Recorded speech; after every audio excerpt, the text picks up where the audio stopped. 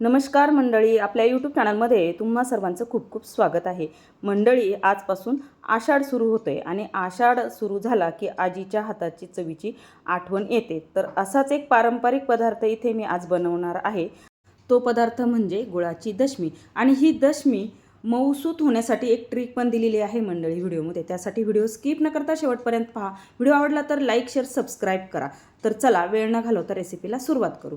रेसिपीला सुरुवात करण्याआधी आपल्याला गॅसवरती एक पातेलं ठेवायचं आहे. त्यामध्ये 1 वाटी पाणी घ्यायचं आहे आणि त्याच वाटीने आपल्याला 1 वाटी गूळ घ्यायचा आहे. मंडळी, इथे गूळ मी थोडासा चिरून घेतलेला आहे, म्हणजे लवकर गूळ वितळण्यास मदत होते. तर आता आपल्याला फक्त इथे गूळ वितळून घ्यायचा आहे, गुळाचा पाक वगैरे करायचा नाही आहे. तर इथे आपल्याला पाणी थोडंसं गरम करून घ्यायचं आहे आणि गूळ आपल्याला एकसारखा हलवत असा वितळून घ्यायचा आहे मंडळी. तर बघा, आता इथे पाण्याच्या वाफाही निघायला लागलेल्या आहेत. जास्त काही आपल्याला याचा पाक बनवायचा नाही आहे. तर आता गूळ वितळून झाला आहे, गॅस आपल्याला बंद करायचा आहे आणि हे पाणी आपल्याला जरासं थंड करून घ्यायचं आहे. तोपर्यंत एका भांड्यामध्ये 2 वाट्या गव्हाचं पीठ घ्यायचं आहे. बघा, तर ज्या वाटीने पाणी आणि गूळ घेतला त्याच वाटीने 2 वाट्या गव्हाचं पीठ घेतले आणि 2 वाट्या गव्हाच्या पिठासाठी 2 चमचे इथे मी बेसन पीठ घेतलेलं आहे. अर्धासा चमचा इथे इलायचीची पावडर घ्यायची आहे आणि अगदी चवीनुसार चिमूटभर मीठ घालायचं आहे. कुठल्याही गोड पदार्थामध्ये मीठ घातलं ना तर छान टेस्ट येते. तर 2 ते 3 चमचे इथे आपल्याला वितळलेलं तूप घालायचं आहे. तूप आपल्याला वितळलेलंच घालायचं आहे. त्यानंतर तूप आपल्याला सर्व पिठाला लागेल असं व्यवस्थित मिक्स करून घ्यायचं आहे. कुठेही तुपाची गुठळी वगैरे राहिली नाही पाहिजे.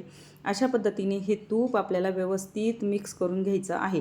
तूप मिक्स करून झाल्यानंतर बघा, असं पीठ आपल्याला मुठीमध्ये असं घेऊन आणि असं गोळा बनवून बघायचा आहे. तर व्यवस्थित झाला तर तूप आपलं व्यवस्थित लागलं असं समजायचं. त्यानंतर गुळाचं पाणी आपल्याला यामध्ये ओतून घ्यायचं आहे. तर गुळाचं पाणी घालताना गाळून घ्यायचं, कारण त्यामध्ये थोडाफार बारीक कचरा वगैरे असू शकतो. त्यामुळे आपल्याला हे पाणी गाळून घ्यायचं आहे. बघा, अशा पद्धतीने यामध्ये थोडाफार असा कचरा वगैरे बारीक असू शकतो किंवा माती, छोटे छोटे खडे वगैरे असतात. तर त्यासाठी गाळून घ्यायचं आणि त्यानंतर चमच्याच्या मदतीनेच सुरुवातीला आपल्याला हे मिक्स करायचं आहे, कारण पाणी जरा आपलं गरम आहे आणि हाताला चटके लागू नये म्हणून सुरुवातीला चमच्याने असं मिक्स करून घ्या. त्यानंतर हाताने आपल्याला व्यवस्थित मळून घ्यायचं आहे. अगदी जे प्रमाण दिलेलं आहे त्यामध्ये व्यवस्थित होतं, कुठेही कमी जास्त होत नाही. याचा एक घट्टसर गोळा मळून घ्यायचा आहे. ज्या पद्धतीने आपण चपातीचं पीठ मळतो त्याच पद्धतीने व्यवस्थित मळून घ्यायचं आहे. त्यापेक्षा थोडंसं घट्ट होतं मैत्रिणींनो हे, म्हणजे हे जे प्रमाण दिलं आहे त्यामध्ये. त्यानंतर अर्धासा चमचा तेल घालायचं आहे आणि पुन्हा एकदा पिठाला वरतून तेल लावून घ्यायचं आहे, म्हणजे पीठ असं नरम राहतं व्यवस्थित अगदी. तर पुन्हा आता सर्व पिठाला तेल लावून थोडंसं असं मळून घेतलेलं आहे. आता हे मळून झाले पीठ, यावरती झाकण ठेवायचं आहे आणि झाकण ठेवून आपल्याला एक 10 ते 12 मिनटं हे मुरू द्यायचं आहे व्यवस्थित असं. आणि 10 ते 12 मिनटानंतर आपल्याला हे पीठ पुन्हा एकदा व्यवस्थित असं मऊसूत करून घ्यायचं आहे. थोडंसं पुन्हा एकदा असं चुरून घ्यायचं आहे, मळून घ्यायचं आहे, म्हणजे आपल्या दशम्या लाटताना अगदी व्यवस्थित होतात, जास्त चिरत वगैरे नाही. जरी चिरत असतील तर पुढे तुम्हाला मी एक ट्रिक सांगितलेलीच आहे. तर आता हे मळून झालं आहे.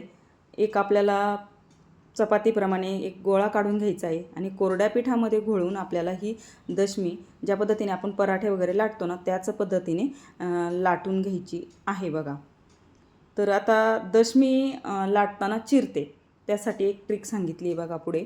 तर दशमी आपल्याला लाटायची आहे, चपातीपेक्षा थोडीशी आपल्याला जाड ठेवायची. पुढे व्हिडिओमध्ये दाखवतेच कितपत आपल्याला जाड ठेवायची आहे. तर बघा, अशा पद्धतीने दशमी आपल्याला व्यवस्थित लाटून घ्यायची आहे.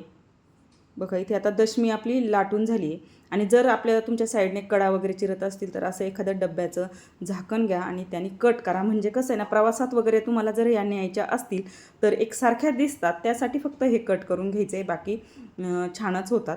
आणि ह्या दशम्या आहे ना मैत्रिणींनो, जर तुम्हाला प्रवासामध्ये जायचं असेल किंवा आता आषाढ चालू आहे, आषाढीची वारी चालू आहे, वारीमध्ये वगैरे जर कुणी जाणार असेल किंवा तुम्हाला कुठे प्रवास करायचा असेल तर प्रवासामध्ये ना 4-5 दिवस आरामात टिकतात. बघा, या पद्धतीच्या ह्या अशा जाड दशम्या ठेवायच्या आहेत, चपातीपेक्षा थोड्याशा जाड.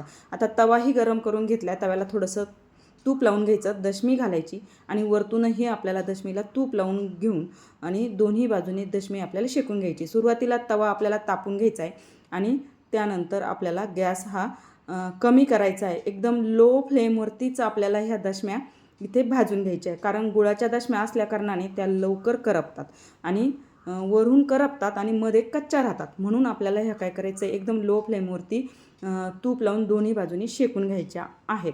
अगदी व्यवस्थित दाबून दाबून अशा शेकून घ्यायच्या आहेत. बघा खूप सुंदर होतात. आणि जर तुम्ही असं हाय फ्लेमवरती जर त्या भाजल्या तर वरतून करपतात, मध्ये कच्च्या राहतात. म्हणून फक्त एवढी काळजी घ्यायची आहे की लो फ्लेमवरतीच आपल्याला ह्या अगदी सोनेरी तपकिरी रंगावरती ह्या भाजून घ्यायच्या आहेत. बघा किती छान याला गोल्डन ब्राऊन कलर आलेला आहे. आणि अशाच पद्धतीने आता सर्व दशम्या इथे मी बनवून घेणार आहे मैत्रिणींनो. बघा तर बघा आता ह्या इथे मी दशम्या सर्व माझ्या बनवून झालेल्या आहेत. साधारण ह्या मी जे हे प्रमाण दिलेलं आहे ना मैत्रिणींनो, यामध्ये व्यवस्थित अशा 10 ते 12 दशम्या आपल्या इथे होतात. बघा खूप सुंदर झाल्यात, नरम झाल्यात, चविष्ट तर अगदी झालेल्याच आहेत. तर अशा पद्धतीने तुम्ही या प्रमाणामध्ये 10 ते 12 दशम्या बनवू शकतात. आणि ही दशमी जी आहे ना मैत्रिणींनो, ही ना अशी बटर पेपरमध्ये किंवा फॉईल पेपरमध्ये तुम्ही ही अशी पॅक करायची प्रवासाला जर नेणार असाल तर, आणि चटणीबरोबर सर्व करायची. तर इथे मी जवसाच्या चटणीबरोबर सर्व केलेलं आहे. तुम्ही तिळाच्या, खोबऱ्याच्या, शेंगदाण्याच्या चटणीबरोबर सर्व करू शकता किंवा दह्याबरोबर सर्व केलं तरी चालेल. तर मैत्रिणींनो, कशी वाटली रेसिपी नक्कीच कमेंटमध्ये सांगा. तुमच्या कमेंटने नवनवीन रेसिपीज बनवायला प्रोत्साहन मिळतं. लाईक, शेअर, सबस्क्राईब करा. चला भेटू अशाच नवीन रेसिपीसोबत. तोपर्यंत बाय बाय.